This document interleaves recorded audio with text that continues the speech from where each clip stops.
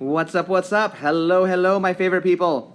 Today we are dealing with renaming numbers and communicating about large numbers.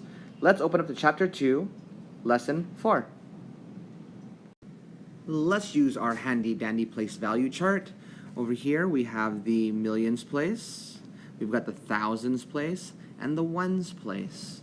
I've handed one out in the classroom, and so what I would love for you to do is either put it in your journal, paste it somewhere, do not write on it, you just use it. Maybe you can start writing stuff down here that you can use this over and over and over and over and over and over and over again. You guys get the picture.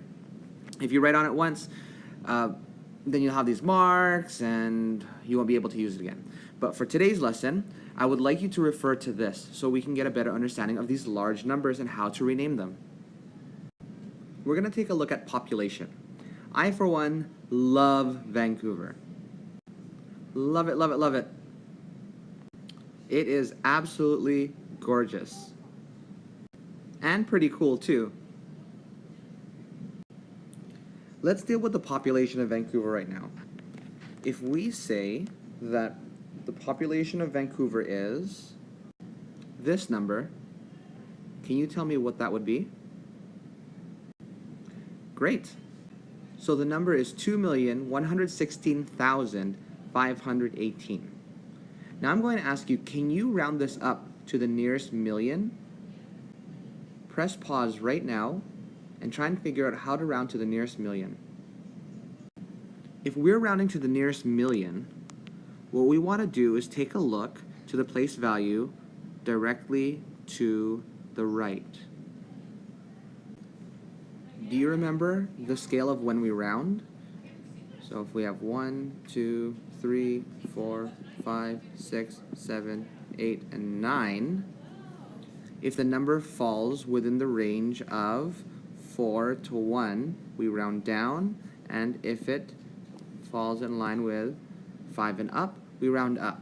So if we're looking to round to the nearest millions, the ones place, we want to take a look at this. Where does this lie in the rounding chart?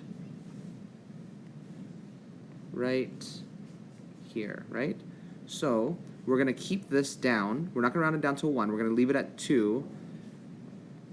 So if we were to round everything, the nearest 2 million, we would say that Vancouver has about 2 million people. That's just on rounding. Now let's compare some numbers.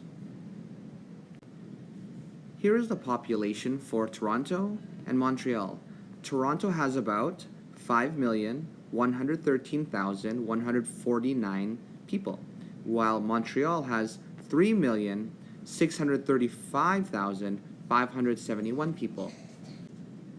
Can you estimate as close as possible what the difference in population is? Press pause and try and figure that out now. Okay, some of you might have looked at this and said, okay, well, I'll round to, why not the millions? Because this is close to 1. And if we round this to a million, so that means this would be close to, or actually, it would be rounding up to 4. So Toronto would have about 5 million, where Montreal would have about 4 million. So you would say that Toronto has 1 million more people than Montreal. However, I asked for a closer estimate than that. Instead of rounding to the millions, why don't we round to the nearest 100,000 and see if we can come up with a closer estimate? So the 100,000s are right here. Let's see if I can just erase this and try this all over again. All right. If we're rounding to the nearest 100,000, it's going to change how much our estimate would be. Watch now. How many hundred thousands do we have here? We would look to the right. We would round down, so 113,000 would be closest to 100,000. So let's write that here. Toronto would be about 5,100,000, comma. What would that do to Montreal? Montreal now has 635 hundred thousands. We need to find out what's the closest 100,000. 3 would make this round down, correct? Montreal would then be about 3,600,000. Do you see the difference? Before we said that Toronto had a population of about 1 million more than Montreal. Now we're estimating a little bit more accurately. If we went 5,100,000 minus 3,600,000, our estimate would be about